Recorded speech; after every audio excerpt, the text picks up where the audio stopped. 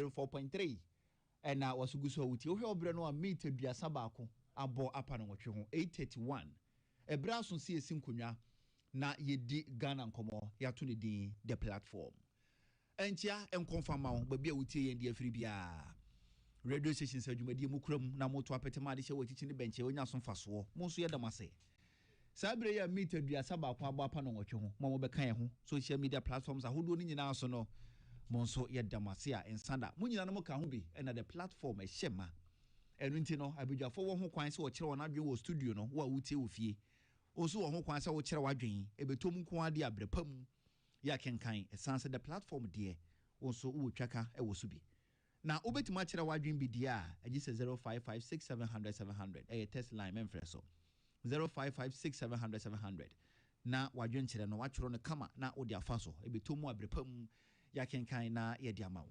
enano joada the platform yesinkonwa di Ghana nkomo na urumunyamfo Dr. ya wo said twum ene wo freedom kuma na fa na ye no edi nkomo na ne ye ne panyini ba ko so wo freedom kese na fa esinkonwa na ye di Ghana nkomo asunafo north mrashibedwani urumunyamfo Haruna Muhammad ene wo kono constituency di ando na de frɛ no eye BA ena ye ne no esinkonwa anwumre na eye mpunimpu 101 ene nkomo no ye bedi ni style bia bi efre ni fie ayi the constituency ene mra shebedwe fie ena mpo amamuo no nyina no ye bedi ho nkomo enti anwumre yi the platform so eye mpunimpu ene ene asunafo north mra shebedwani yebo na ye di Ghana nkomo the cardinal nana ya okese watenase ene enti the platform ye nsebre ye betwe ho abatawu na nkomo twetwe efirase na emom obekere wadwen bia 0556700700 na wadwen kere odi afaso betomu a yagebre na yakenkan edi amawo ye betwe ho abatawu ye bank motwetwe bi frase e wo the platform so asumdwe fie peace 104.3 ene wasuguso wutie ye twe ho abasisi a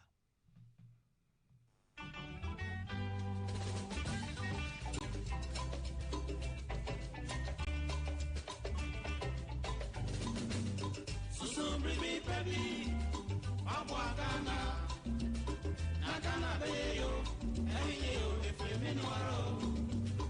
So, baby, Abwagana, Nagana Bayo, Ayo, if we meanwhile. The platform, a pramen and your party Pompeiso. The platform. The cardinal nana yaukese sonchi asonsentwie aninsentwitwi a ekọ batakọ braman ensinukoso atwa petiama ntemfi asansa krokotiako the platform sunie asisi nkonnwa asisi adwa ama trankonwa trenufo bra nana yaukese the cardinal tiadwam ewo peace 104.3 FM so the platform odoso puo ade doso ensempudiom amanyosam abrabom nsam asetrem nsam ani amansa hodo so nsam ani se wuduo bia de a ani ne hia na ya kase the cardinal woni na pamfo our the platform dwumadie so wo peace 104.3 FM eduada ni ukwada nwumre biada efri no nwotwekopim nondu the platform wo peace FM ensam asisie de aba de akro ani de yatia ni de yehu ni nyina ne ne wudi na apreto ani ne sombi na yensiai na banu so a emia the platform chire wadwene bi Ghana ya my Ghana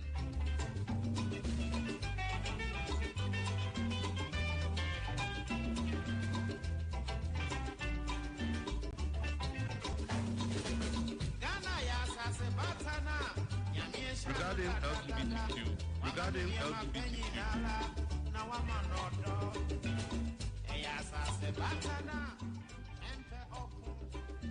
Edia Hobueni, and the baby as I should be here. India Seminole said, yes, I'm gonna eat. And yes, I've bet that in Chirima, about the way I'm for. India, so baby, Mawakana. Nagana Bayo, Ayo, if we know so baby, Mawakana, Nagana Bayo, Ayo, if we know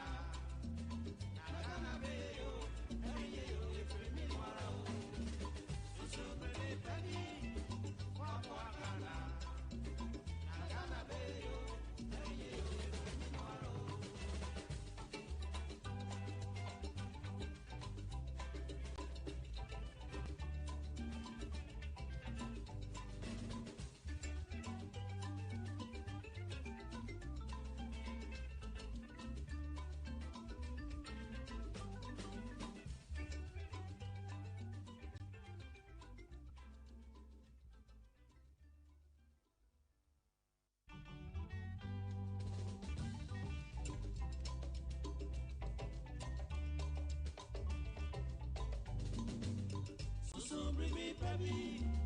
Mabwagana. Nagana beyo. Hey yo, if we mean waro. So bring me baby. Mabwagana. Nagana beyo. Hey yo, if we mean waro.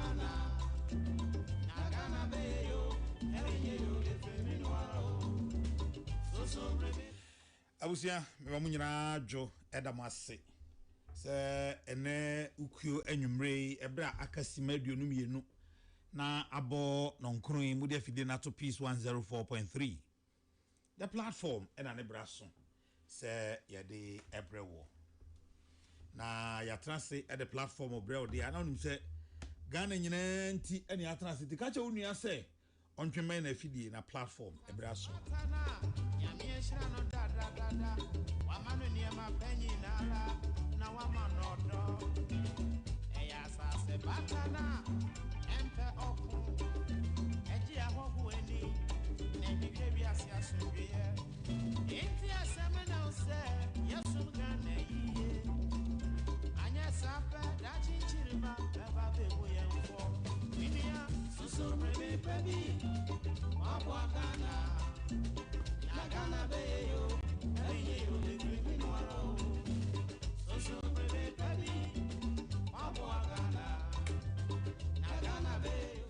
Nanu Juada Echemu, Yene Honorable Dr. Yawosei Educhum, former Minister Education, former flag bearer hopeful, MPP, and a transfer on Minority Caucus. Na Yayeni say, Sisiano, the last week of the month, no, yeah, the Monday, November minority for, near the Wednesday, no, so I'm a majority for, no, be aba, no, about the canasem. Na mo ba so a omo so and I agree topic on person kan ho asem because it is their day. Etina no minority for choose to say ombeka the state of Ghana's education. Na eno ne honorable Dr. Yawosei Educhum e kan ho asem. Enne no ye ba be kasa fa niama bebre ho so wo aban mu awasem do so. President Mahama say LGBT any priority says here I can say. Henry Brabo Mami.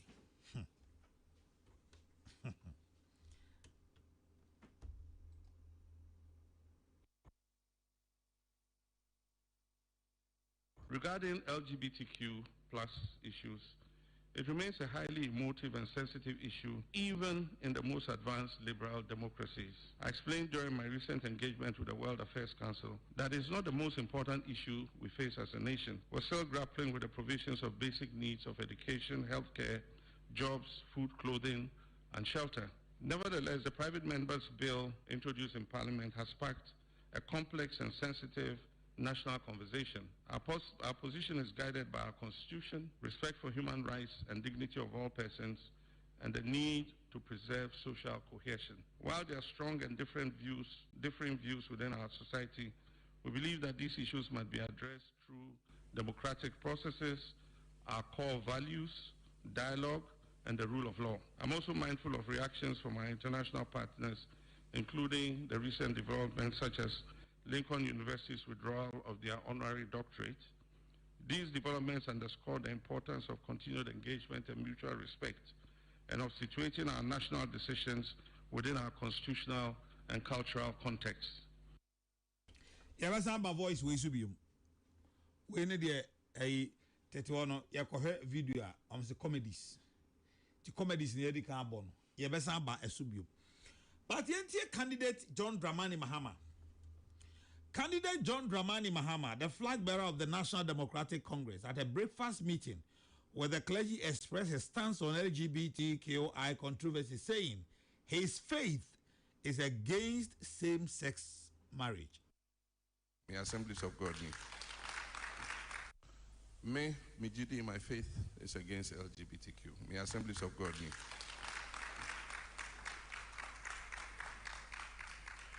If we say the faith I have, Empany say Bema, Bewari Bema, Oba, Bewari Oba. Bill a war parliament, Omunyam passing, but say, I buy actually says almost pass here, president on sign. If he say, the attorney general, like can say, be a private members motion. Obeti me pass a bill with a private members motion, but any say a decabia a beto abanso. And based on that technicality, President Asegna said on signing. In terms of the idea between Parliament and the executive, almost na omokan. Ebia some bill normal it puts a charge on government na omo year no free. Then it opens the way for the president to be happy to sign the agreement. And so me personally, Benjin this and a man is a man, a woman is a woman. Me believe it say nipa what me sorry I can say me feeli wo me muse me yoba. And so yeah, me bear mind to me cause no my yoba. Debi, I mean nature created us man and woman. And Nyame boy, you know, he knew what he was doing when he created us like that. And so if you ask me, my personal faith is against it.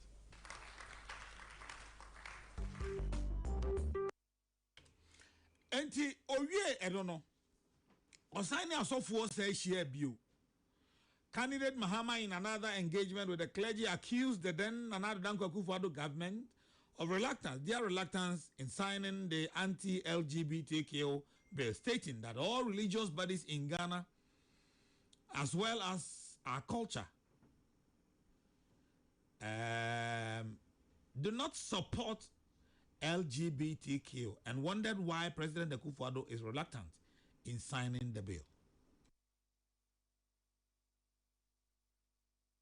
Are there no more? Are there a friend of LGBTQ plus?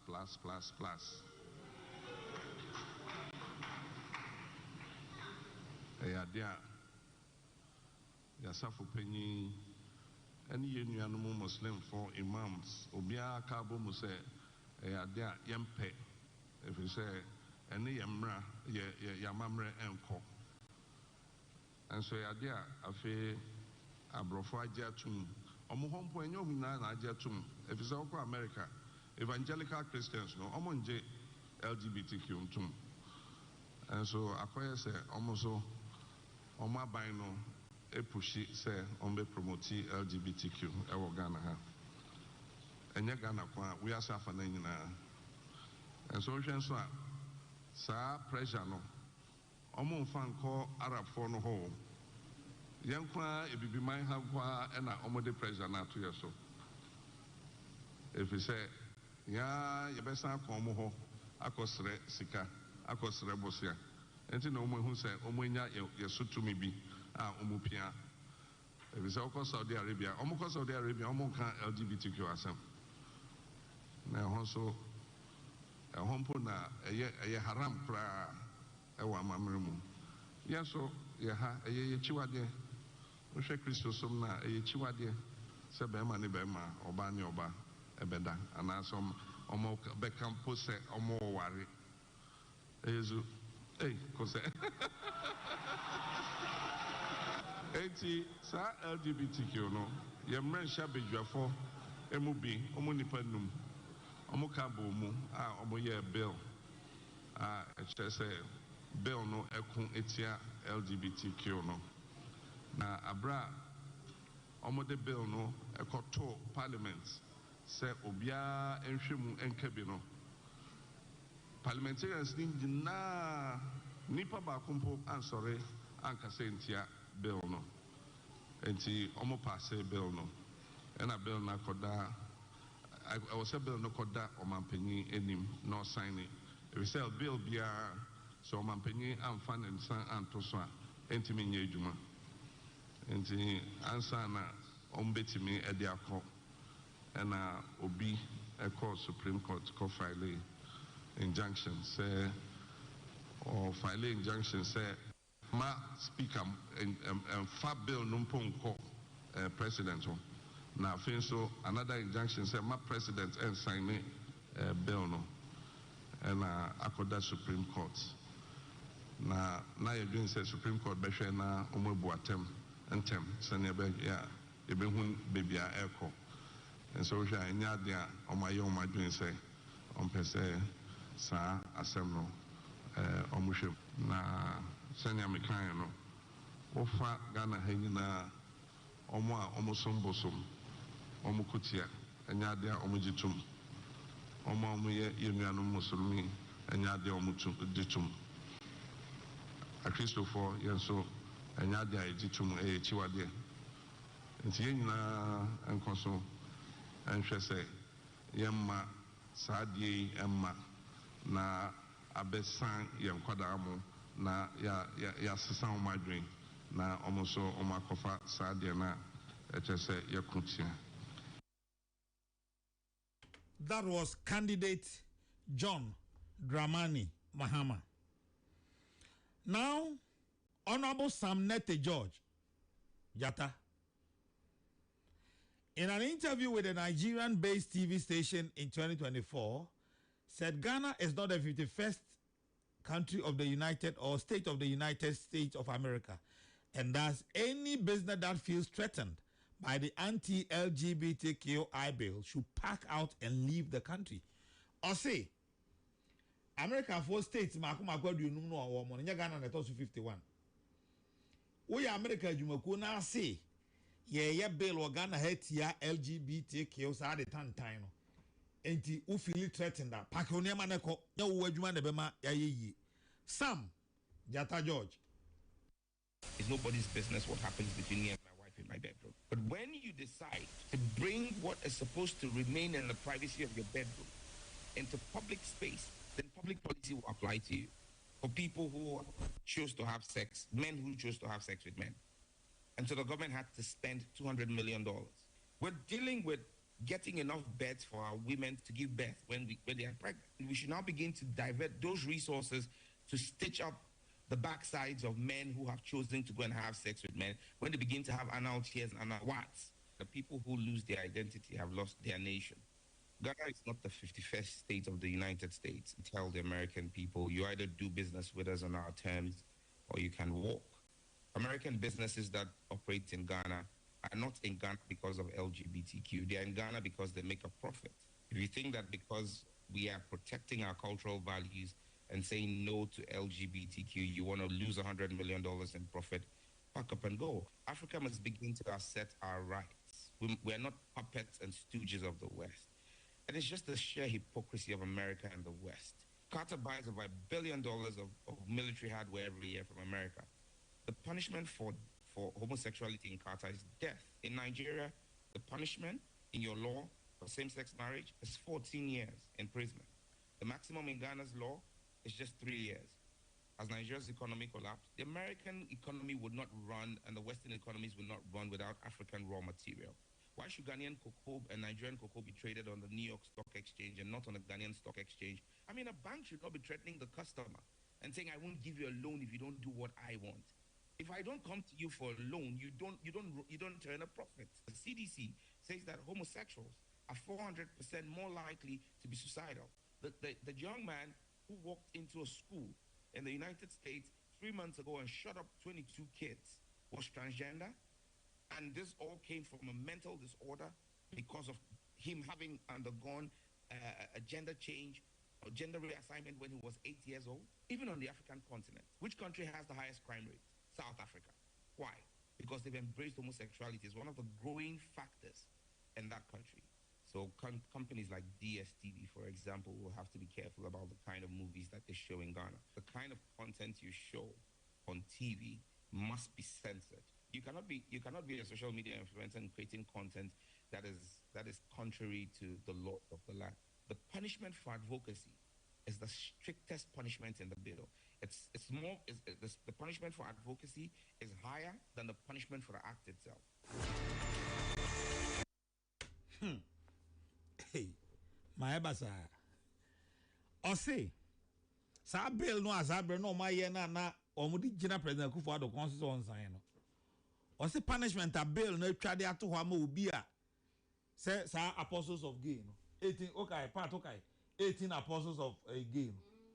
Come say senke ye pass sa bill no a when ya kwan akwa TV and radio stations so say me can be ama ema egoro mo ho ada pasa na mema egoro mo ho ada pasa. O punishment no kra no den chen ne a ono de ne ho asi ho a o yes ade tantan no. Na say ai we America adwuma ko we adwuma Ghana unya $100 million afi. Omfa so no no. Na ye be ka kira wo say sa ade tantan ne ye mpa wo say me ne munya bi onya kwai. Wa na aboka. South Africa for ye me ni ye den na yesu ye gira ho ne ye kire ye mra. Na wo mo kra wo mo ye sa ne ma na ya adwunu mu hawo. Ti o ho a bonse na adwunu mu kana no atwetwuo. Keka ene Sam George me ehu senia LGBTQI+ no ehu fa. Ehu papa. Na o say be ha no di we yo o say nyame ye President Mahama Adom na ye to aba 2024 sabre ne nya nto aba o e na o se nyame ye President Mahama Adom ne ye to aba 2024 na odi nkunim no ye na adwen se obeye kokwasa bi o sa bill no na wansan a e ka onu Sam George onu jata ka on ma President Mahama nya asomdwe de asomdwe da e wo wia pa se President Mahama enya konwa na tana so bio no say LGBTQI+ bill no on sign. President Mahama will not know any peace. President Mahama has been clear that he will sign that bill, and he has no option than to sign that bill. President Mahama will know no peace from Sam George until he signs that bill. And he himself has said that to the clergy, that as a Christian, as a member of the Assemblies of God Church, he will sign that bill. What the president said to the BBC was in response, not signed the bill. And he said to them, look, what you, President Akufo-Addo, should have done, instead of rejecting service of the bill, was to have received the bill, stated what his displeasure is with the bill, which is what the Constitution says. The Constitution in Article 1067, President Mahama, in his response to the BBC, was referring to the Constitution of Ghana. Article 1067 says that when he gets to the president, he must within 14 days indicate whether he would sign or not sign. If he chooses not to sign, he then has to bring it back to Parliament and then states in the memo to Parliament the reasons why he's refusing to sign and add the recommendations to remedy those challenges he sees. Otherwise, within the 14 days, he can refer it within 30 days. He can refer it to the Council of State, who have 30 days to give him advice. That's what President Mahama was saying in that BBC interview. He was not saying that he now has to read the bill. President Mahama has read the bill. It's because he's read the bill that he told the clergy that when he becomes president, he will sign the bill, because President Mahama has no problem with anything in the bill. That explanation he was given was basically what the president should have done as a lawyer in line with our constitution, because the president's decision not to have service of the bill on him is unconstitutional and shows you how reckless and irresponsible Akufo-Addo is as a president. Wow. Muntie have you, Pamcho Mesramo. Munye Dina Muntie have you. Or say, Bill no, President Mahama, Wakai, Henry Rabbit,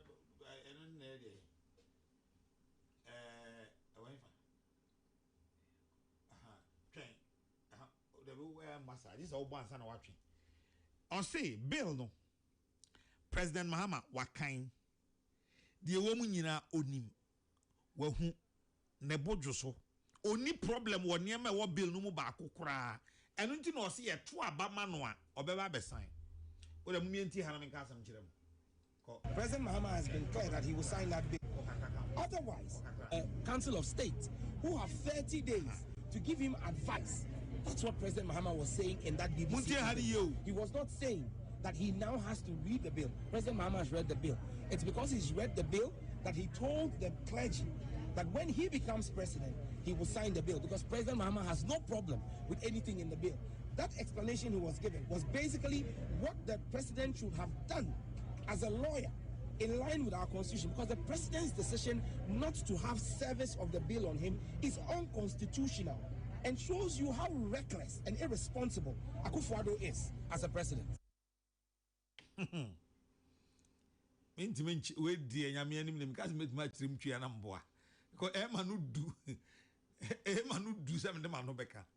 But point na me person be establishing and they say, or say President John Dramani Mahama what kind bail no onim de what bill no only problem or bill na fa baby anything or say see a to aban mano na onya be president pe obe sign. But you see, that is one dishonesty of politicians.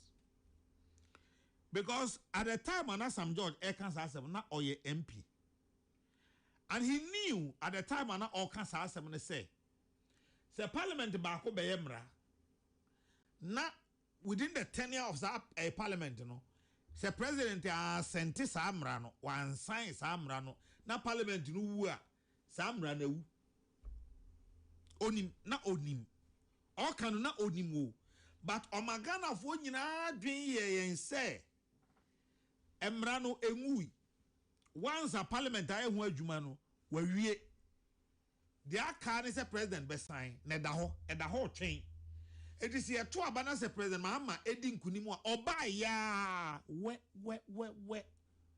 oba sign only problem with any content only problem bia. But some George knew at the time and oh yes sir Boshen say all shares are born say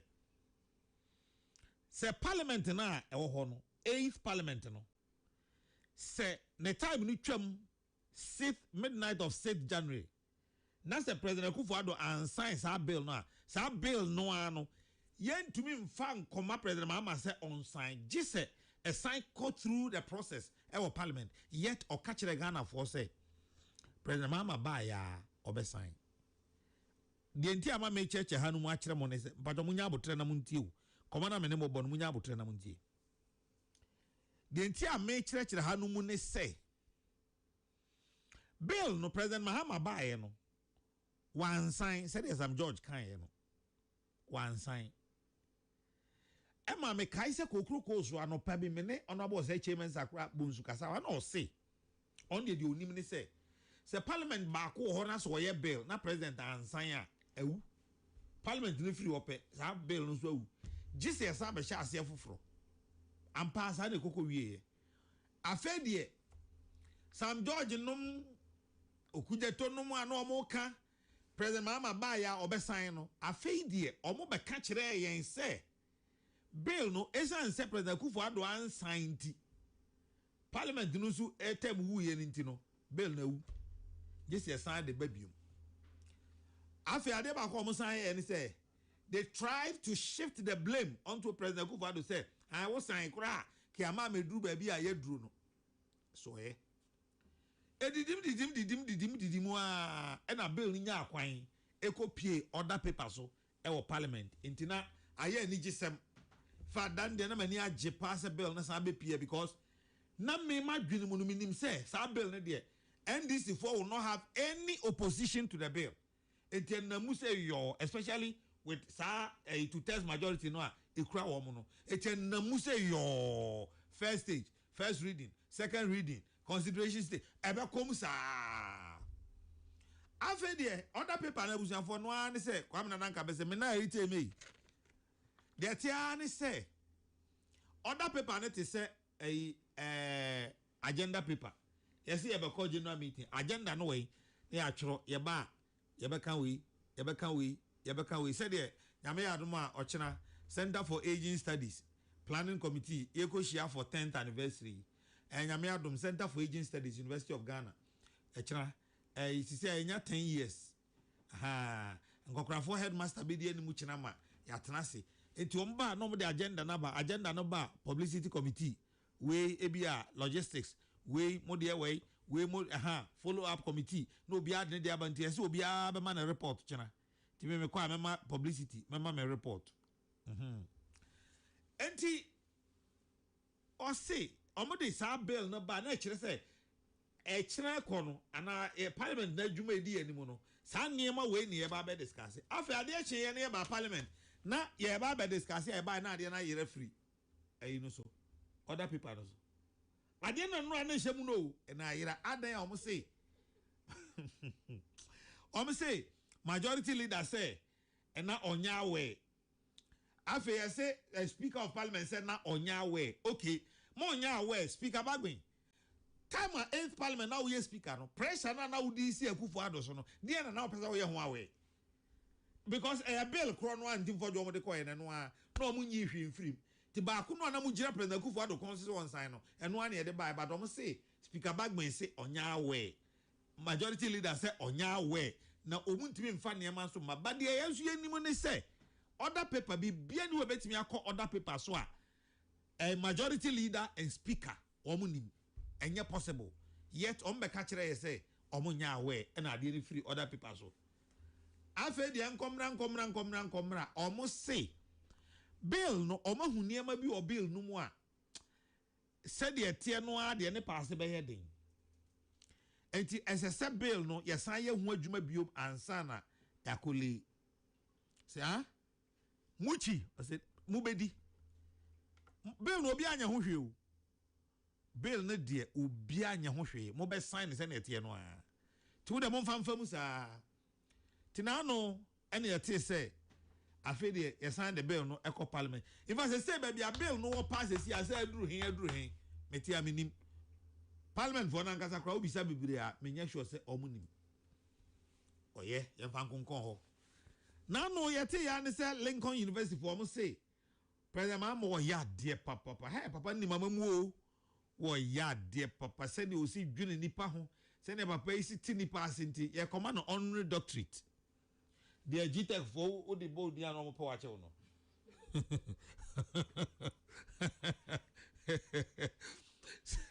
say I pass by 2 years in go for bi so frame you so mo mama honorary doctorate ni bi ela me se me mpe am kan am ka to me se me mpe me event say title bia man track man ye ho adwuma man track classroom man ye me mpe me mfa mfrɛ me nti am se me je kra me ntimi mfa mfrɛ me nti me mfa nya hwe me mpe omo kan bia me se me mpe me ma dwen se me mpe no as a Judas why na you obey Yesu ama wo ye ne de obey na ma me se me mpe reja ye de konkon ho Lincoln for years say omo be ma president ma honorary doctorate ni bi ema o ulmai akwa kodu America mamu emse ne ohwe a o kokra ne atade obehye ne ade nyina protocol for mine ready dada wakwa kodu a set ade abehye me de award na ma mampani a Lincoln for say ya dwene ho ade de ma we yeye because wo no LGBTQ ho ano mo na mo te parliament wo say mo koye mra e de atia LGBT ho ano yenim o stand yenim o stand ntino yentimi mfa ade no mawo oh timo ahwama ye mampani akwa koduro mo se mo de only doctorate ebe mana mampa mamfa ama no oye president mama ba bedru fie eno one civil society organization say share na omudi nkomo juade ya no mbisa nse ujaf na sisi ano LGBTQ no hafa o se ayeden pacho muntio we ni latest position of His Excellency John Dramani Mahama on LGBTQI plus whatever it is. Regarding LGBTQ plus issues, it remains a highly emotive and sensitive issue, even in the most advanced liberal democracies. I explained during my recent engagement with the World Affairs Council that it's not the most important issue we face as a nation. We're still grappling with the provisions of basic needs of education, healthcare, jobs, food, clothing, and shelter. Nevertheless, the private members' bill introduced in Parliament has sparked a complex and sensitive national conversation. Our position is guided by our Constitution, respect for human rights and dignity of all persons, and the need to preserve social cohesion. While there are strong and differing views within our society, we believe that these issues must be addressed through democratic processes, our core values, dialogue, and the rule of law. I'm also mindful of reactions from our international partners including the recent developments such as Lincoln University's withdrawal of their honorary doctorate. These developments underscore the importance of continued engagement and mutual respect, and of situating our national decisions within our constitutional and cultural context. Ose, ye no ye gina bre o LGBTQI+ no ho no, ene sene ye mamra no ekyekere pepepe se ye ndiete obi afa ahudie so. Ye ji obi atum. Ye bu obi a mra na obi aho kwan fundamental human right. Se oye nipa no nko ade wo ho kwan so otena se. Ye mra no position no.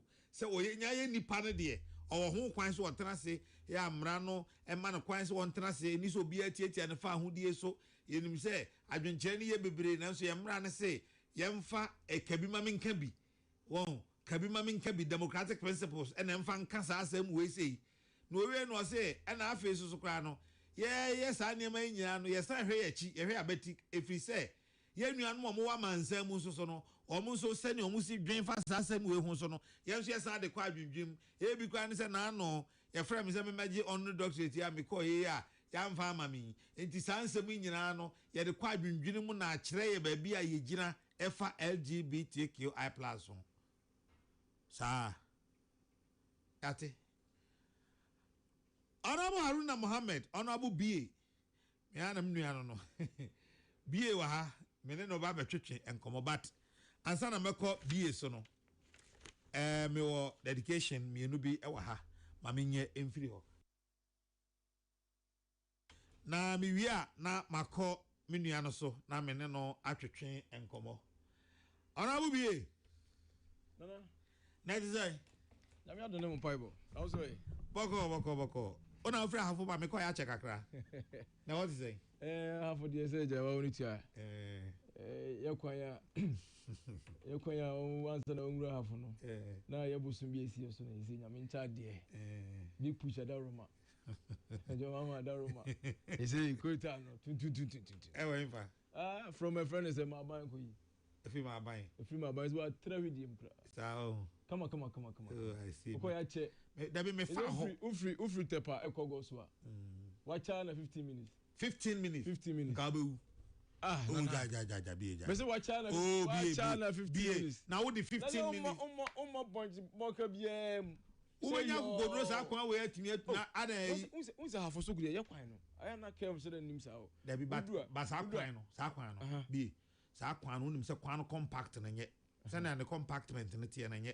Un say ekwan no we ya compact na atena yi because on say kwan no na na emu na ye bibi se ka kwan yo bato ka atene na me say egu asphalt no fa so da o 15 minutes wo egu asphalt no fa so da o ya me MP menye sa enko fa 15 minutes enko fa sa kwan so bewu o ya sure me ka kire wo enu an ekwa de me say odu say ofri mem go so kokuma se a wa kwa cha wo de also de on kwa kesia e bia for man kran so hoko no e conference wo no na ya na tutu kakra anka 1 at 30 minutes also do kuma se 1 hour 30 minutes is reasonable. Also do kumase. Reasonable.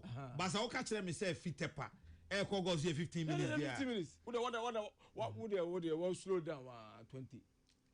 BA. No. Who is to kabe? Okay. Who is to kabe? Pick up. I was out for me. Me wana me no Haruna Mohammed ajochen komo. 15 minutes di anyaro kreda. Ubewu hwe. Ubenya as I contract and I'm interested in that because I quite wouldn't have corny shaky say ya o grow over to catch me. Anyway, Mumdia Mokwan so fired. So is a Mokran and Yaji. Me mum dear me fa watch me fa Debbie yes me Fabi Biani me fa Biani no my friend Pierre Jacrum me friend Pierre Jin Quanta na me see a fence and no court now is a room. No say Anka a quandama. Quandams a quabi fa. Your friend is saying, Kukum, Dantano. I mean, your friend is saying, I just saw about I say, oh, for no offense, and I know that there's about minimum. That also you twin up. And I hope so cry who drew Aquasiasia. No for Trebidi. Room of Foucault grew to. I a friend, my buying grew to. Our Lady of Victory grew to. I my buying. Minimum, cause my program will be. Anyway, maybe I see. And then about Kate Abna Monu Jamfua. Apa Katie wo Katie. Kate, what the Mikao? Pacho obi a otie me bia nka nkyere Kate say me se otwe ne mutan or the meka.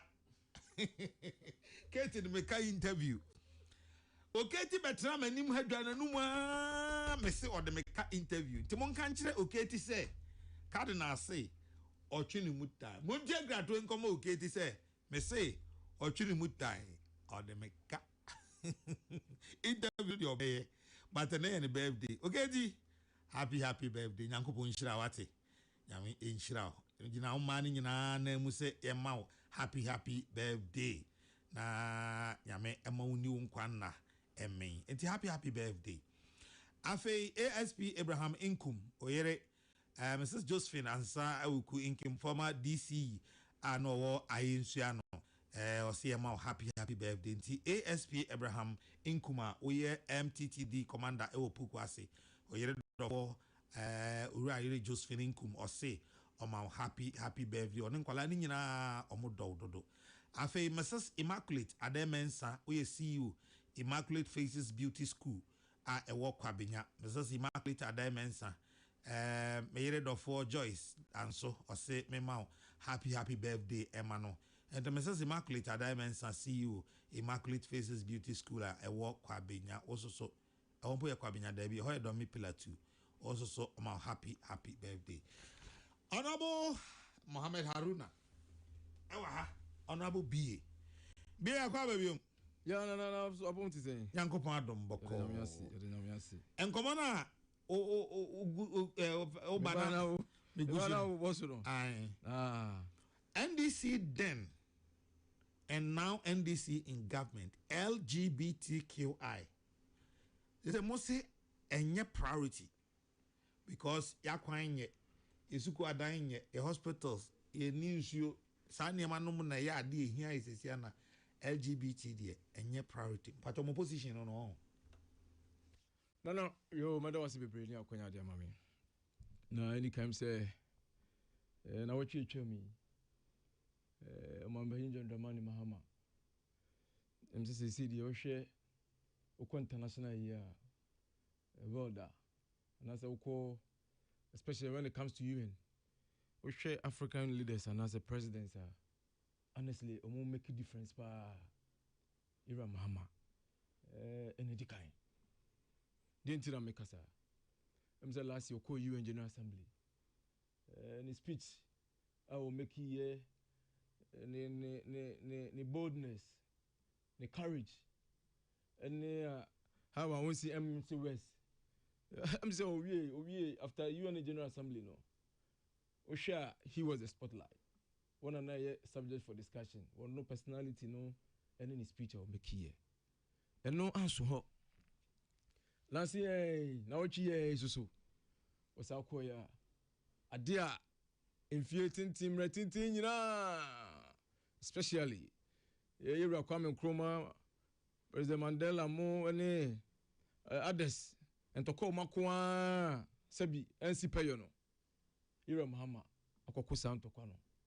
Ene, if you are seeing and who say, a quanya, a mrofono fast super fire and anum, Yanan Council, Yanan, a free Ghana, any other African countries. I don't come on, no. Sa quino, not any quine part, not your quine bonnet, the criminality. Look, Kadna, make I say, yes, Shano.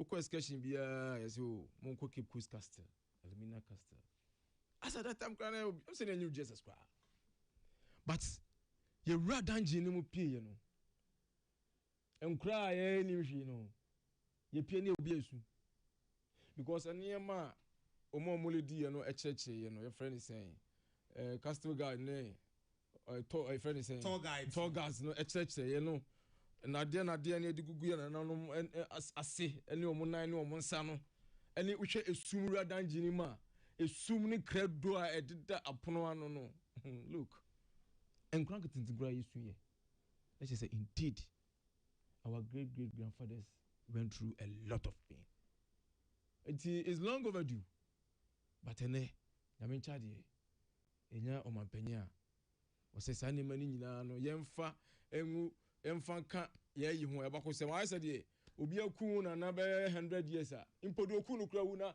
ene court say say any power no couldn't power wo. Listen, justice has been served. Nti yamia no kreni. We are Ghana here. Na sa no. We share President Mama. We 123 countries at to sabano. Am I a passe? Say resolution no say indeed. So if you are Ghanaian, they must be proud. It's a bona baso. Na baby odi Ghana ekono. On fa yonko sa. Na nam say me ba na oka LGBTQ+. It didn't grow. Na Ghana me sene Ghana ye way.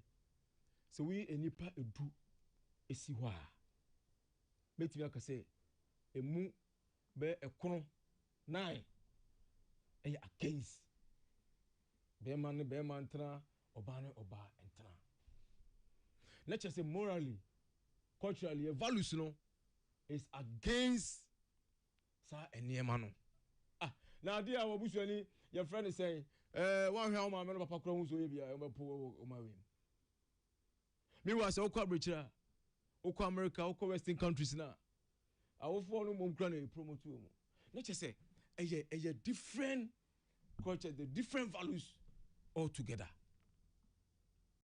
ɛno nti na hwɛ a leaders obiara speaking against your friend is saying gayism and lesbianism na wohwɛ Abraham Mama ne comment a o make here yɛmfa saa kwan saa abɔ na baso because ase na mamu na obu no ohun say nyansa ni ba ko fo trim nyansa we are just privileged say we be MP and as we be omanpanya na we be minister it is wonya omanpanya a oso the time bia no say asem kire ne so a bibi kire na adwen a onfo no ane pe obesi nkonya and indeed oba I am say this is the 7th for dialogue on have different stakeholders I think says idea nya we say kabum na you encouraging no so onye bibre I'll be expecting say in the coming days and engagement will be inviting media so njofo nko Ghana nya na onu muhia na nsim bi ho mo so na na ya ka de make akwisi no if share the comment you make here na yes indeed the initial comments no say it's I'm say no nko no okasa ho be 10 minutes but me the e wo ma me fa ye ne say we see we look at our constitutional and cultural values. Yeah, okay, can't be a friend is saying, so call Lincoln University yes on Bemano. A friend is honorary doctorate as I redraw ye. Okay, can but finally no. The Osaka Kusi and say, you best have your constitution, your culture, your values, your morality. Na yenyina yes ipeyo and indeed nana osha parliament Abraham Mama yarga on several occasions and what say bill you push it your speaker of parliament Babin on several occasions also advocate says anti LGBTQ+ bill no yeah prosecute we share different members of parliament me can be says that bill no said the TBA no I was say pushing the parliament and nana nyame ya dom and nyame ya dom na etim prosecute bill no our parliament there's no way your mama I sent the signature our bill so that one I'm very optimistic and that is what we are all going to do now look yeah movie say they are not in pa yeah we will make sure say platform be we will make sure say I will advocate. So indeed, Sabo pass it. And I know some our leaders are in support of us. The Speaker of Parliament is in support of it. And we pass it. Now there be a say, you fear Bakumuni. We still have about 3 years or less than 3 years before 2028 election. I'm very optimistic. So one of our meetings in Parliament, especially after recess, and your subsequent meetings, I know for sure, say we will push that bill through. Me were few issues on this bill are based on a submission. Why is it here? Maybe so, but before that, bill is here. Bill, no. Say bill no deɛ wɔn sɛ wusa abandada no abandada no efra seɛ otie abandada no efra seɛ yɛ de afei ni yɛba parliament mmara na afei na yɛsua ni yie nsa nyɛ lawyer deɛ ɛbɛka yɛ sɛ deɛ ɔmo yɛ ni nyinaa no am sɛ ɛsi gu yɛ o sɛ onyɛ lawyer afei na menyɛ lawyer afei ni deɛ ɔmo yɛ ni nyinaa bi remedy bi so deɛ ɔmo yɛ ni nyinaa no me say bill no ɛwɛn sɛ bill no afei ɛbɛsa aba ɛna meka sɛ Mama Yarga, majority leader, Speaker of Parliament on several countless occasions, Oma champions as abo no. Yanfa, yantimian pushia, near failure Yamaphone. And they say, Edru Hain. Who say, Bono, the answer now, who say Bono, ever to play no. Not a bar, echo, you know, against our consideration. So let's be optimistic. And I know, say, Munina, no, some of my annoyer dinner kabia, especially at the time I will be against our practice, no. I think you know you appreciate. Our next meeting, no, what the baba. And it is a unim baby a bell no. Na nasa bell na make say bell no. Abada da no. Ene ye wie ya, ye ntimi ansent ye, your signature was. Eno ye tiase. Eno de ahyagu. Eno na mo ka say. Eno mo opposition na mo munim yie pa say. Sa parliament na adwuma ba na wie ya e be hyagu nso mo ka kire Ghana for say. Mo ba ya mo be san. Oh. Wo de enfa no to nchen. Sana mo kan voices ambo enya sana mo kan but yemfa no to nchen sei aban ba ko ne parliament ba ko no omo time awu enti bill no ahyagu e na bill no beto other papers so ade achi yen mo yie free ho speaker so unim ho hwe leader so unim ho hwe yesiate e na me because now you are meeting some other people better so ade achi ye free so paper is that bill na be that other people so na mo ade achi na mo yie free so ene parliament ye they will come with be now about parliament that way. Yeah, nine parliament, yeah. Honestly, that one day I cannot attest to that. Say other people buy. Now anti-LGBTQ plus a bill. I can one of the items. The item I say no. Let's see if they come on for evidence. All the evidence buy. No only here. O say no only here. Me say okay. Where so? Nana. We say okay. We is making. One thing that say. Unim. Adi we ya kan wasemi. Nana onya we nyebe dia dance say. Ghana ha. Me meti aka say one of MPP for adi contributed towards omo loss in election. It's a sub now want to me pushing it through. And I'm sending this question to Yaya Bain and your parliament. They said it TBR no. I was saying BB and son of a years. And some of us will in any time speak against your friend is saying gayism and lesbianism. That one you are guaranteed. And Richard knows that most of Ghana ha and so me and Sana in a friend is saying accepted and as acceptable. Your friend and anum Christosum and your friend and Cremo Amikahobi. So, how so many saying now we your population now about 95 more than 95%. It has already belonging to Cremo Muslimi and now say or some yan anum. Obia Sumbi, Obia so MP. So it means say, look, see a bear quine, see a two so, see a bear one in no. Anti-LGBT club plus kill Belno. I think the people will appreciate more than say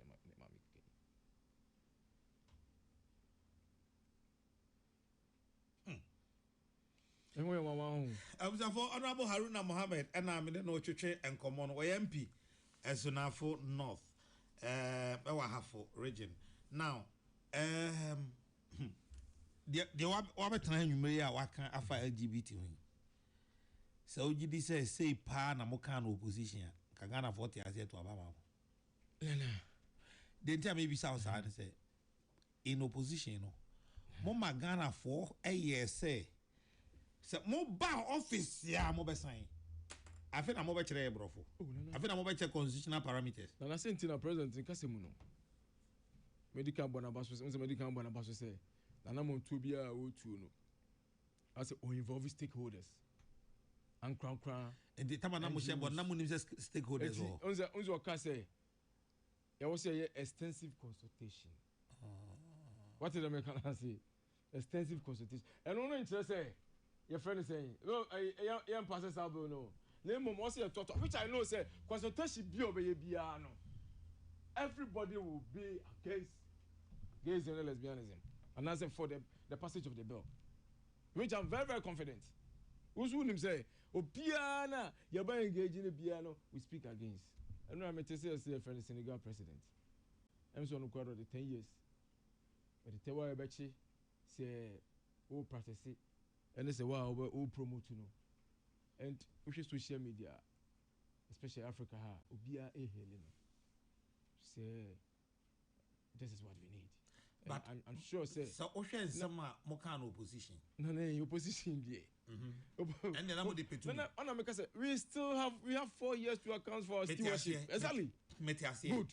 But the way now more the pressure see President Kufuor is on sign and on say on honor the no the man here is different from I say the bill was passed in parliament. Now I can't say what the signature but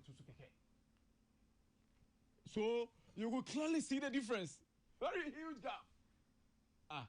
Now look, President Mama. On no tie Ghana for the Ghana for pen away Ghana for. Na parliament Ghana for na CSOs for enya akabom ashe MPs achi say impossible no parliament na me turn na this one the table so one side say the area for the it can never happen. It can never happen, and that will be the difference. Ghana for me that will be the difference. Aban we dwane LGBTQI bill, for instance, mo promise am ma Ghana for the ma clergy e ma omu nyina gina mo mugidie no ba bia ni ho am kan se mo ba mo consult ansa na masan LGBTQI whatever bill mo anka ba bia se mo consult obi a mo ka che Ghana for se mo ba ya mo in fact Sam George or sister President Mama bana one sign he will know no peace. Why are you running away from that? No, bill and for bill President Mama say one sentence. Okay. Matthias, Famano. Simple, enya go through. And I make say parliament ejuma no. Parliament ejuma a process. Okay.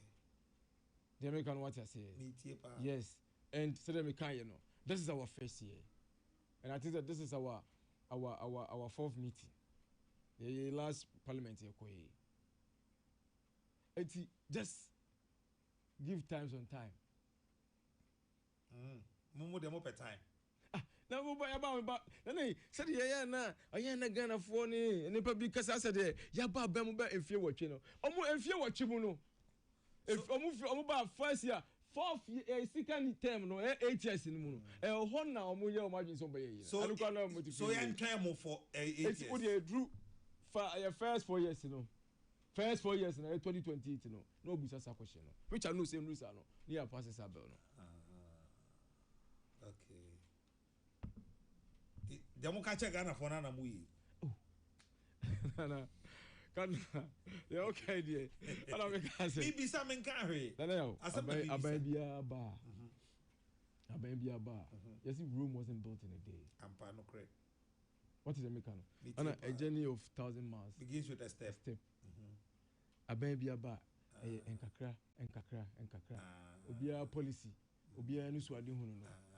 Ye wo mra. Enu ti no ka say you lucky amenities be. They lucky amenities be.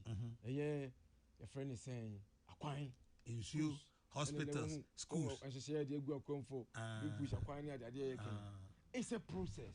Okay, this is a we no man sani abebe. Yeah, no say no ma be go akwan ma. Ma President Kufuor the time they near school then nyina wi. Near hospitals nyina wi. No. And I make us Kufuor the time no.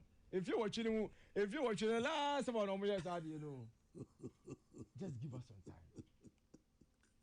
I should give you some time. Give us some time. You say no. Next year, next 2 years. You see a possible as well. By the end of a first term, no. Yeah, 4 years. Say bill no go through. And my president asked and they said you go through or president video was one final signature and sign. That is the difference. That is the difference. But only then can I ever me. Come at Jim Wedipa. Send come buy no. Yeah, push it bill no. Unim say mobile bills are more sign be you know what more sign under certificate of emergency. Of course.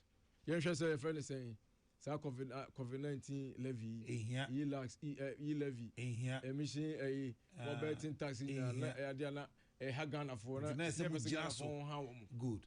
And the idea all the Ashagana for ball when you mujidi atwa about my DNA emergency chance. I went to me and fa certificate of emergency corona or they are passing other bills now. No, me a surprise. I say, and someone make any now.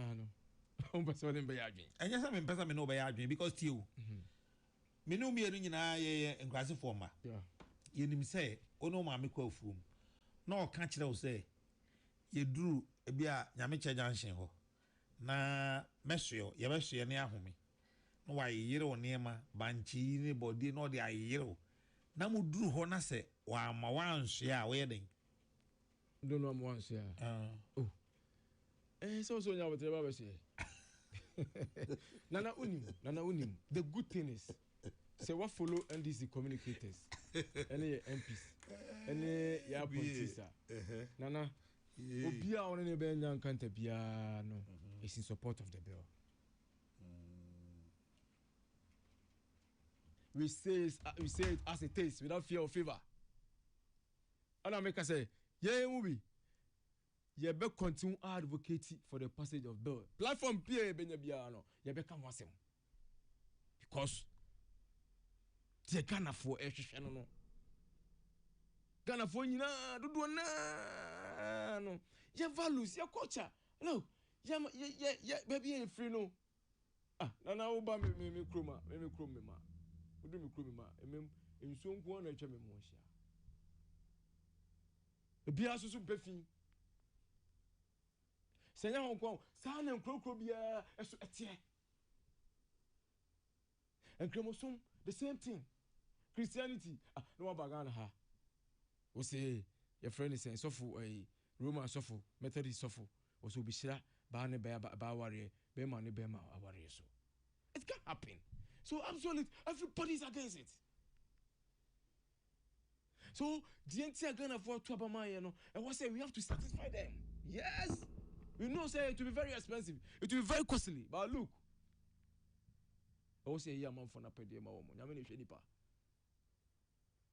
What is costly about me culture etia me mindful mpe ye nyina what is costly about it? It is costly because udru ukwamonania.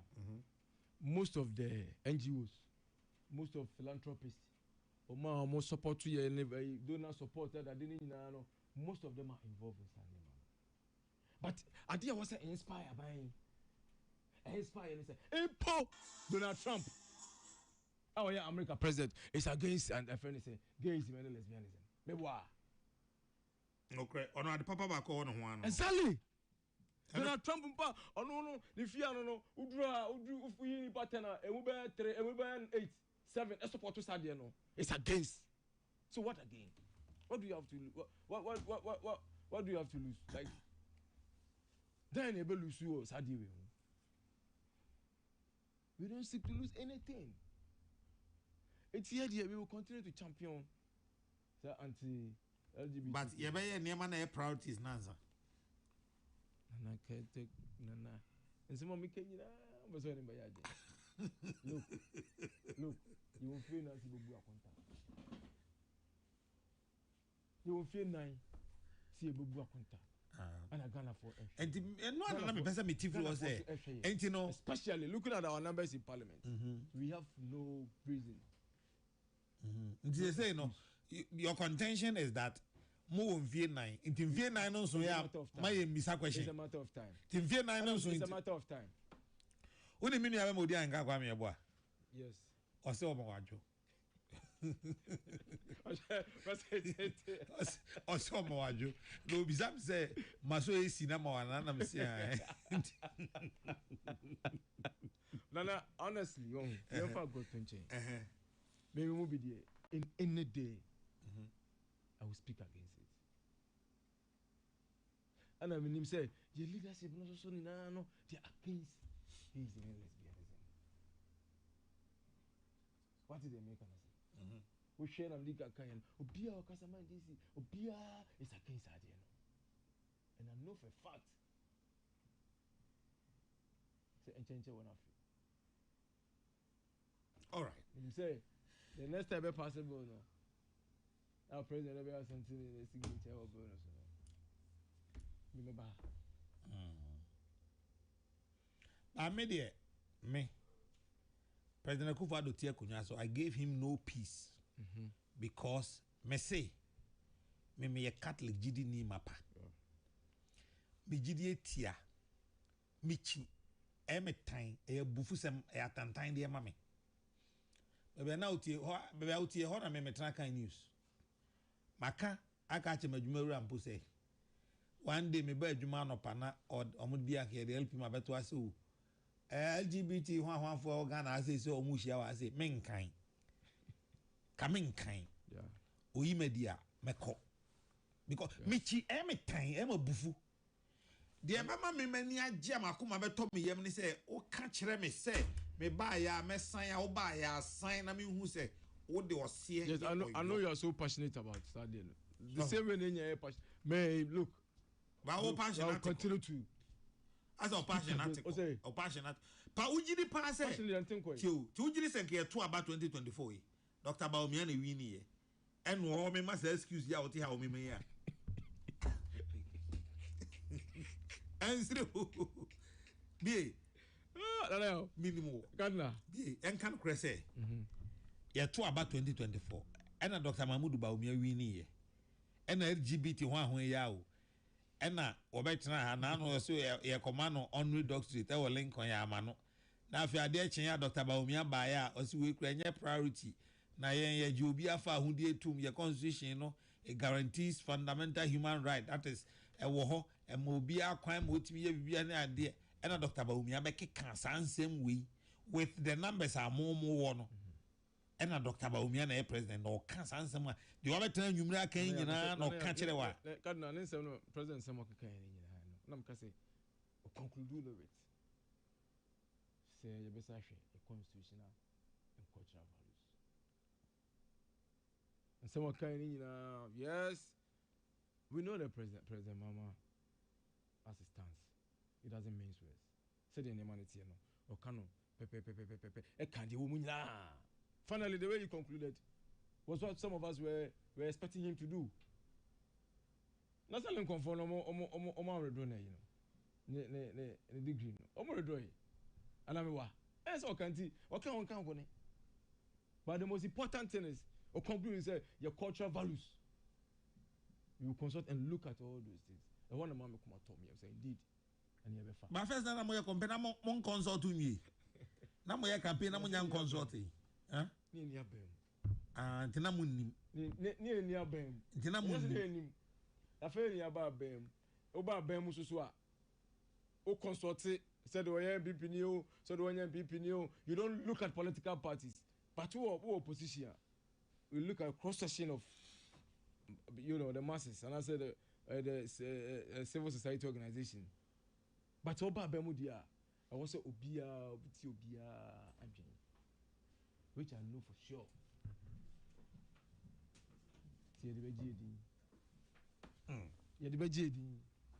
All right. And I make us say, no, me say Trump will cry speak against. Na Trump and old America a friends of America now cause of woman didn't pen I did back up on so to the penasem and it will speak against gayism and lesbianism then to say yeah it's remember ya busu afo nya obi anu support us ade no o ma me kura hu say what have you cry bi kura na wan hwa obadi so nim on perelim kura hweda no obi akoye kuma so want to say akwa bi ko obi akomusi na ba friends aboku no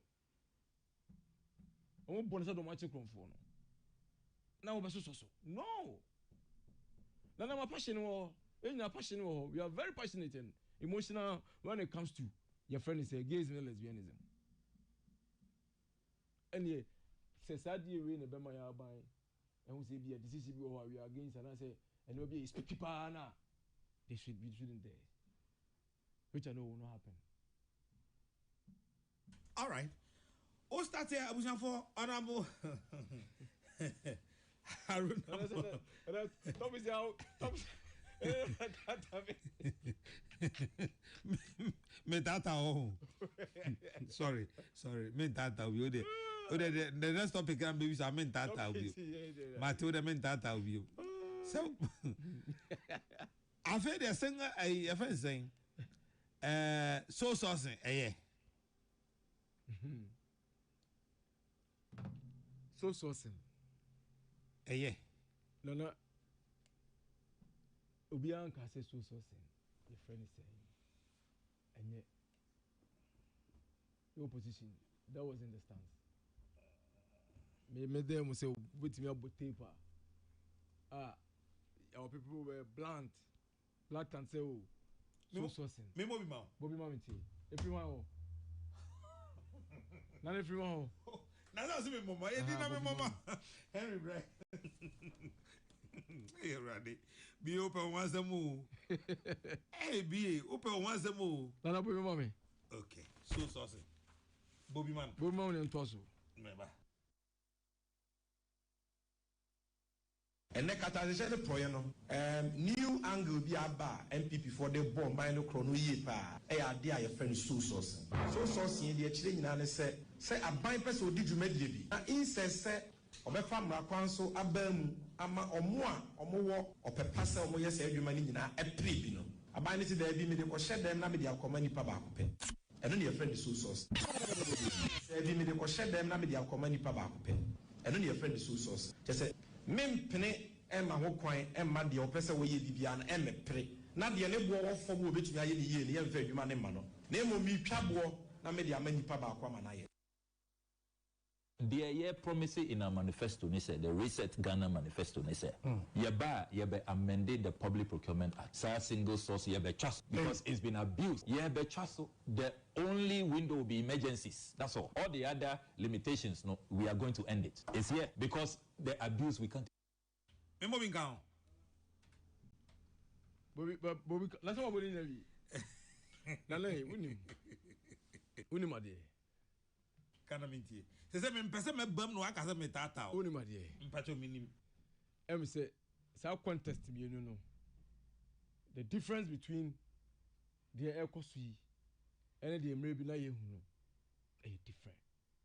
There's a vast difference between your friend is saying the two systems. The name say you two baby and your mama. Utie. Your mama or she say in the cabinet we ne policy bako and a person can be so yeah the big push na me ankasa me kai say ono ene finance minister mu bako eba parliament am say already a friend say either state of the nation address and as a budget I can say some of the big push contracts yeah, the sole source in the bed, a baby, because now a agent and Nanayo, William. But don't be tell. So, Mempesa because me tata o didn't my di no. William said, sole source in Yama Moke Linina no boils down to the big push policy, because big push is a very ambitious program. Big push, especially acquiring asphalting 1 kilometer. Sika a woman no, ayana esoso. And said you now, my paying John Dramani Mahama. Na near prese, ya acquiring at the passing of Betono. Within 1 year, yet me no calling Nale. Na. So what the acquire my contract? Acquire you see 1 year in now we know competitive tendering. I bet take it 7 months, 8 months, and send Obia in a contract, Meanwhile, and I gonna phone and then your election year, 2 years to election, 1 year to election. So we are choir, Ghana for who's election here. And President Mama wanted to clear that notion.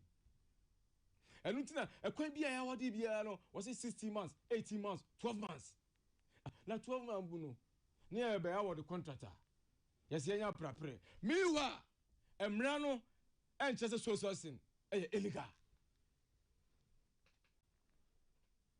na mmom ɛkwan a wobɛfa so ayɛ no look na apart from big push projects na that they are ɛkɔ so a na yɛhu the agency and president of the projects and execute our projects in Vienna. Set the District Assembly near that project, common farm projects, what is the social sourcing? Get farm project, every project be na any under agency, no, was a competitive bid. The argument in any social sourcing is not illegal. Nemo, a queen over fast way, no, and then a ma, you who say, I dare not, let me say, a friend is saying. Katase sene pray bi ye den and indeed process o mo for mo be obey contract bi e wo ye fa big push mo bia no documentation process na everything was genuine. That is our argument. And a friend is a minister of rules on countless occasion about parliament maybe a platform bi obenya bia no okasa simbi say a friend is saying his doors are open. And no more investigation in Yano. So, Bibia documentation Bibia genuinely. And for Bibia and see the opposite will be an open. And we share the value of projects now. They are look, Bibia anywhere. Your friend is saying, Bibia boom. They did the right thing. Not a PPA money agencies and institutions are we are responsible for your friends for tendering of projects in Yano. Maybe I'll pass you through all those agencies. So what again? Nana unim. But I never be saying a banner I am it. I mean who say indeed Ghana for to see any daho. We are no more gullible. And we are buying, we are putty, here the bishop on sir. Now I show me. If it's a Ghana for Niagro, you found one say, oh, party limpo. So who's a dinner way, you know? You didn't know your friend is Erica. Adam Akona, by a friend saying, Public Account Committee. Opiania Brace, any baby, Ghana. That is the only good thing about this. Etidana, said the Okano, Samaja fee, as some of Kanya say, we share so sourcing and Emma, the contract, a month for any secretary, dear, this issue. That was his issue. But he never said any reason so sourcing is illegal. But the Quanya of the first way, no.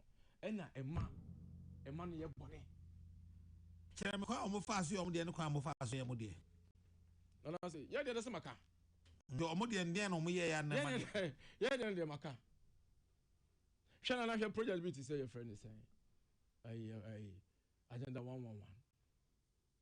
111 na me nkweti na do say mama anya na onyi agenda 111 look na ye secretary say do yeah, projects. I said that was slogan. I said the 111. I said he got 400 million. Meanwhile, project. The Kukum the own baby. O two foundations and one. And so I said $400 million a Ghana city. It was a project. I now buying here 1.7 billion. And I did we agenda 111 projects. These are the issues that we are talking about. And a big push project or more case so in that dinner. And a big push project, but yeah, you have a contractor or Mugusua, who's a contractor and you have to be at the stipulated time. Yeah, the Akabrande 6 months as a Gusui. But Piabe Cobiano, and no, and how many 6 months a Gusui? Was it? How many 6 months a Gusui? My band, maybe so as a quamany 6 months a Gusuno. Yeah, you're crying. Tapa Mama William came. I call 6 months near the eye. Yeah, 6 months question. Momo by us, I want to cover you, Niquan so that. A choir, yay. You're a mamma and my contract. 2016.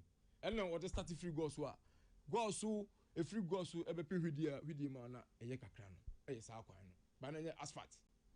Then I call position, baby, or do a video. 8 years down the line. 2024 June.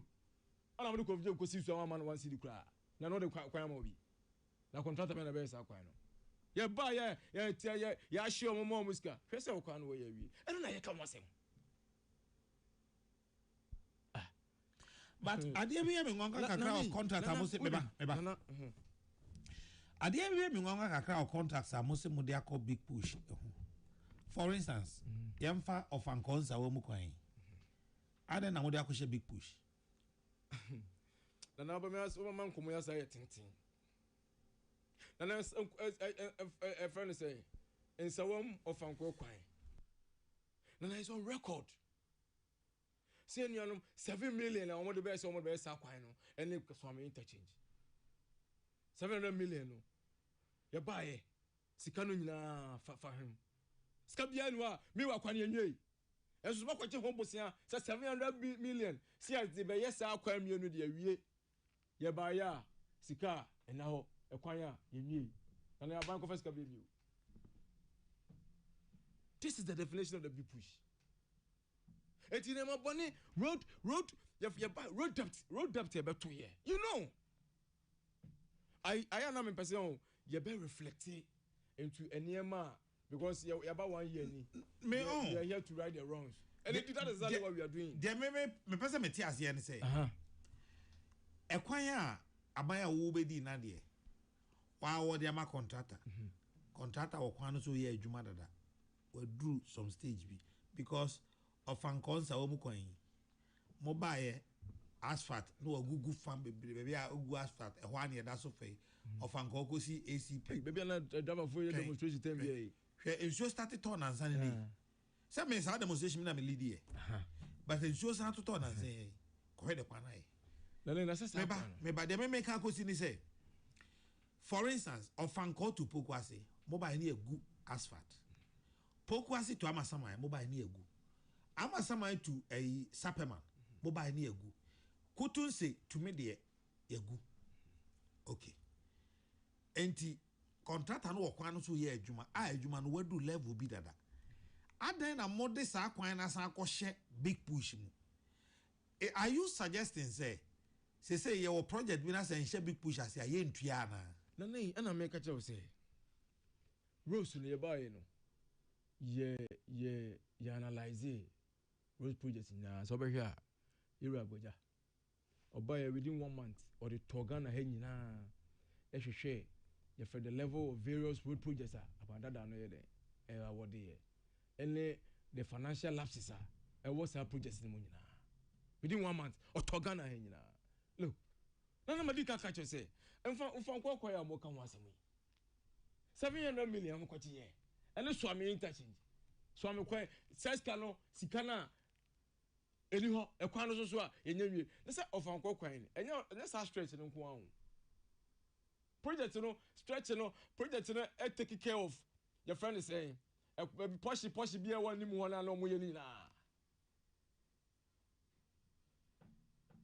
and indeed some contractor ye kwan so we ye mpo we ye kwan mpo wie mpo na say sika contract sama sika was all the contractor no say 500 million no man 10 million say 1 million na dia ka dodo na be 90% ni nyina no na ekwan no ayo no what you am kan no so that was these were the issues sika wakwachi busia wakwachi say ekwan we contractor no enyanwie na won fa say sika no ema no sika na yenim de oro kwaye sika no enna ho nti en fa say wo wie mpo na ne sika no enna ho enya aban aba asudie your friend is saying na said yes obey so these were the issues nana these were the issue hwe course ko yan working ya the covid job omu the covid job gina so June 2024 6 months to election 1 month taku 1 month simple and obey kwano troka and sa kwano kura no omu de ahopopre I friend is saying I will be praying about sa kwano because now mo party for now mo nya chairman ozu se chekra gina that is a piece of a platform I say so mama yes sa kwano ma o ma mo musumo bia so nkwa half be bia nkwa campaign onka sa issue no on party for na start here no mo de covid obey kokwasa ya man wants to declare so these are the testimonies, these are the success stories about big push. And this is what share issues to the issue of so saying a liga no So we share, so we follow our discussion where ya. Nana. Yes. You Miss Rashid, but Dudwana no doesn't see Saturday as relevant because what they are seeing is the Chrome can ye. The Chrome can't boy Gusu and as you contractor was or making head and as a contractor and so make head. That is what the Ghanaian want to see. And it did. Look, Nana Habawi, when it comes to fiscal policy, when it comes to discipline in our finances, look, senior politics and propaganda. Now, by about 1 year near Chira. The scandal, I didn't know say scandal, BBBO. We want concrete table pan about 1 year passing. Ministry and I say ministry, this is the scandal. Look, President Nayodi, he wants a legacy. He wants to leave a very big legacy. President Mama, he's here to right the wrongs. And ministers, look at the number. MPs 190, 189. They move 14 ministers. Reserve players be brave. It will be any done. Nobody's going to mess up. And it's about confidence. But Biana no speaking about the big bush project, no contracts or more award here. That is what we are talking about.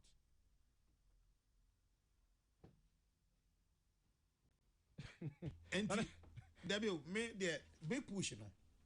Na ma dwen ye me say big push no ye kwan a afei na mobile be award mobile be bibia na me nim say e kwan a ya package bebre aha kwan a ya award dada e ya banka and says ka ho e de betua de ade ne entua na say e san chinchin a ye de kokoshe big push ase e ho na me problem no na ne wonim say first e kwan a ye me kai campaign ira mama man ye he was straightforward, he was honest. It's a big push, On initially, campaign was over dedicated 10 billion for the big push project. Because we him, the entire Ghana Yakwine, the brain, na accounts in Semu, na Yenyasi contractors. And he said there wasn't any dedicated source of funding. Any dedicated source of funding. Just imagine. Say kwanya say 700 million farmer so amena mama e ko just can be hu baby scan e kwano so enya ko baby a enti aban ya waba anu ntama for to ma wono e option be na wo option won say e ye nina e ya kwan nina e ye Ghana kwan and make you catch say Ghana e kwan bia ye bia no aban bi kwa dika award kwan sample na mama na akufo kwan saba kasa bedi akutu kasa pe kwan President Mama na award mark of Jobia. Gambia 2, Chemesu. Gambia number 1 to Bebiaso Chemesu. Kovjobia. E kwandie, e kwado do ni na. Ni award dada. Ghana ha kwan. Hwe, ufiri sunya ye ba ekomi ma. E kwa bi de kire o. Fankensere. Alezi buam. Ani ye award ma. Onim. Nana yawo. Before 2016, ona kaso begu kwa no so. Ana fofia to ata. E ku position. Unzo mo ba mo si o ye be wo de te kwan ne hwanwan na ye targeti wo ma ye mo hu sa se we de ye NDC contractor na ya sa kwan ne nyina tete apansam asa se de o si feel Elizabeth unzo Elizabeth so si ye ne kwan bo feel kwan ni pa na fi ojigu ye na ATS no the kwan na se ma hu this were the challenge it when a president in his own wisdom okay say no look let's go beyond our partisanship no we are one contractor and indeed my boy Gwajani President Mama Basu you about contractors no you discriminate you what capacity be able juma and Mama can say young confer a furnace shower and through a contractor be what capacity be irrespective of background. This is governance. It's no who's a contract if you are a diabeshima nana se no because first on highways dedicated source of funding be anywhere. But then you mentioned you dedicated your oil and minerals revenue no. Almost Nina say you find big push na ya kwanya atete apansa me look in America I'm a developed country. America I'm coming. Who do America? And I just no more your kwanya. It's quite there. And you crow bia no adin ya there.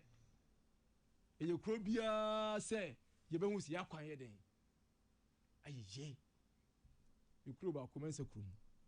Borejo akudi achi no ana yo so we share ghost market abode ba ho para be 70% free mense krum Borejo eni api ni your friend is a mentia and eba na campaign no ubeduro ni a hippie body ebia kabuka ma gukwa ho na say nina gentia people be fa be kumoso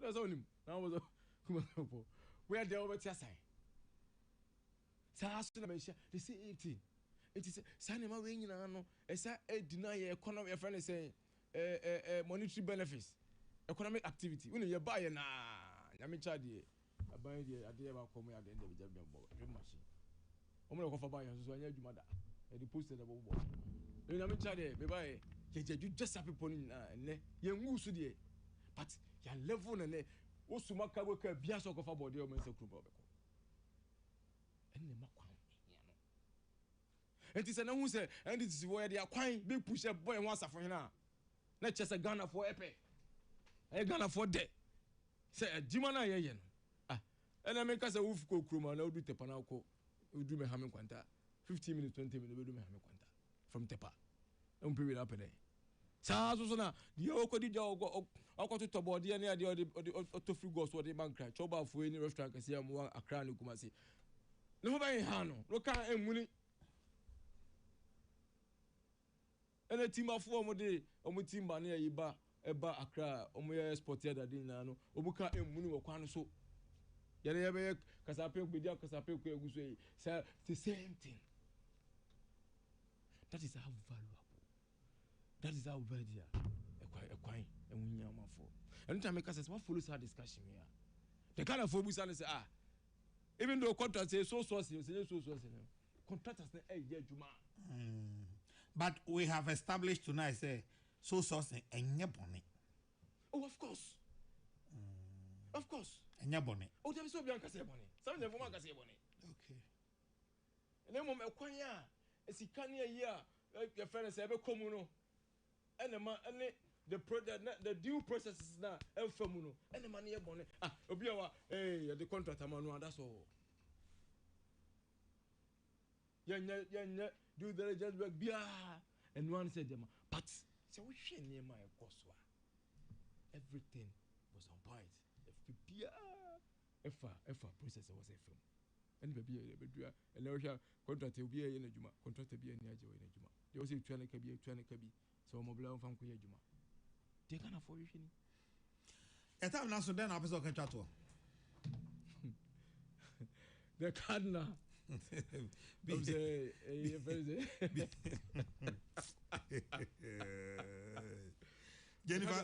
Jennifer Queen's on my wajo. Hey, that's a very show. Hey, and a para come here. What's all the result of a hang or by? Or by the man can just say I is serious. Or see I is serious. So, opposition. DMB campaign the way you. Now I'm say they make a chat to and say so they make no. Yafi money, infi back money. Now we share and come on a cosona. Gonna phone you energy a quanya mama if I should go mine. Quanya said the name is a gugu aquemuno. Gonna phone you any aje. It's the best say. Omutaichi omunya gidiye we ram Muhammad enya ba we ni inshallah e Ghana e be ko bo chasa so president mama ka say ono legacy your friend is a standard that opese was setting standard that opese o setting whoever obabe dinner there you'll be forced to either meet the standard or go beyond another above that standard and that's exactly what we are doing ya de ogidiye ona you did na unim yajima we I say football no so you Manchester United fan I football now reserve player sa pepe o te jana bon pass you omo pepe nemo uma omo penokre uma hu je asisi atwam no ehu say indeed ye bibi Yes, yet we cannot be perfect. Yet we need right. But so far, so very good. Honorable Mohammed Haruna, Etafen Honorable B, MP, Esunafo North, on the majority caucus. Obetrans. B. No, the cardinal. B. Hey, I have a Easter. We are Chamako. Tell me we are happy Easter. Yeah, then Yamiase. Easter, yes, it's a man who there be new word in sorry. Tell me we are happy Easter. Aye, happy Easter. Month we are between March and April. I'm saying a very sacred spiritual month, because incredible for yeah, Ramadan. Say any money na Lent no boom. A good serious so 1 week pepe and Easter as we ever. And the month we are one pay be the all losing them pa. 1 year fasting as a mon pay. Ya me mo bi ahoden. Amen. Abusia ha ena ya demo be sini akwa kodi Easter no aba. Ya me nhira obi a onya kwan etie yen. Do bia se ya me nhira obi a pacho so ni mama efi akoto aka ne se Trinity Voices Holy Trinity Catholic Church Sapemanse danase Yankopon nhira no mama efu akoto ever diabolic mama efi akoto diabolic basa o de se kodwa amoaten kodwa amoaten woni pa boni ni first class but mama efu akoto obi onim ni bia nka ne se me say Trinity Voices Holy Trinity Catholic Church danase Yankopon nhira no obi a utie mi anwumre me da wase echna eye last supper efiada ye Good Friday ena kwasiada ebei eye Easter Sunday na juada aye picnic enti nyame ya adomo a mobeti enka bi mo the platform so a gise ukuada da sene enti me fa kwanya iso na me the happy Easter si me na naso for ponso na obia utie me ogidi ni bia utie me nkanka Catholic gidi for na Nyankopon nhira sa Holy Week ya ewo mu yi na bibia anye kama Tridum no na ahya asia no ya wada de ewurem awie enti me the best wishes of the season ever yana naso for upon his grace John Bonaventure Kofi CSSP so e de Catholic gidi ni bia utie me Fekristo ni bia so awutie me regardless of your denomination Yankopon kan ho na Easter no enye papa emayen efrem nana ya okasi me jamu nyina na mother Patricia Sefa Fisher Prince Bafo Asamoah Henry Kwasi Minka Man Sadat Dominic Nyanyovo nana pepra madamu nyina ase efrem nana ya okasi of course unim say me Catholic gidie de ehia me pa enti so share me na so frame the cardinal no ma mtima me desi cardinal no de o frame kra no amu me din amepe na ba hu se me Catholic gidie no ekọ soro pa me de rada sum dwe obi a onya akwan etie yen hwe hu so ye no ankwa nkoto amanim Easter eji wani nanso gin according to according from se be ya nyina be kwa aba na yase ahia sum dwe mu awrade enke ye nyina ho makra mu nyina